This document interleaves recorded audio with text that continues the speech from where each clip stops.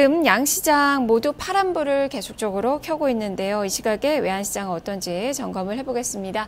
유진투자선물 소병화 연구원과 함께하겠습니다. 연구원님 안녕하세요. 네, 안녕하세요. 네, 환율 여전히 오름세인데요. 현재 상황 어떻습니까? 네, 금일 외환시장 위안화 절하에 따른 경계감 지속으로 오늘 환율도 또 상승하며 1원 40전 상승한 1180원 50전에 장을 시작했습니다. 현재는 추가적인 역의 매수세로 인해서 1182원대까지 상승하며 거래되고 있습니다. 어제 중국 인민은행의 갑작스러운 위안화 절하로 인하여 저점 대비 20원 넘게 상승한 환율은 오늘도 위안화 환율에 대한 경계감으로 인하여 추가 상승 흐름을 보이며 1180원대 진입 및 안착 움직임을 보일 것으로 예상을 하고 있습니다.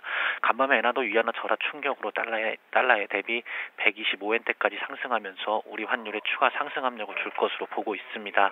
오늘도 중국 인민은행이 고시 환율을 소폭이나마니라도 절하를 시킨다면 환율은 1180원대에 쉽게 안착할 수 있을 것으로 보고 있습니다. 다만 당국이 어제 급등 중에도 1170원 중반대부터 실개의 물량으로 꾸준하게 유입시키면서 상단을 방어하는 모습을 보이고 있고, 엔화 또한 구로다 라인 부분에서 추가 상승 흐름이 제한되고 있는 부분들은 환율의 추가 상승을 제한할 요인으로 좀 보고 있습니다. 거기다 어제 하루 만에 20원 가깝게 상승한 부분도 1180원 선에서 차익 실현 욕구를 야기시킬 것으로 보고 있습니다. 또한 이틀 연속 중국 인민은행이 고시 환율을 절하시키지 않을 것이라는 분석이 우세하고 있는 부분도 있어 1180원 중반대에서는 어느 정도 상단이 좀 제한될 것으로 예상을 하고 있습니다. 네, 사실 중국에서는 어제 이 기술적인 평가 절하가 일시적이었다라고 이야기를 하고 있지만, 지금 외신에서는 추가적으로 한 5%는 평가 절하가 더 나올 수 있다라는 그 의견들을 좀 내놓고 있는데요.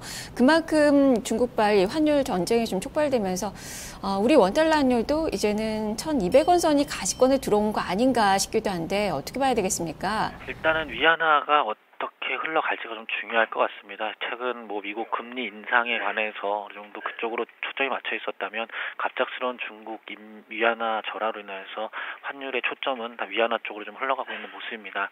앞서 말씀드린 것처럼 현재 중국 당국에서는 추가적인 절하는 없을 것이라고 발표를 한 상황이지만, 시장 자체 내에서는 추가적인 움직임이 있을 것이라는 위안화 절하뿐만 아니라 다른 경제의 지표들을 통하여서 또는 경제 어떤 정책들을 통하여서 다시 2차적인 흐름들을 좀 있을 것이라는 평가로 인해서 현재 위안화는 시장 자체 내에서는 추가적인 절하 흐름을 좀 이어나가고 있는 모습을 보이고 있습니다.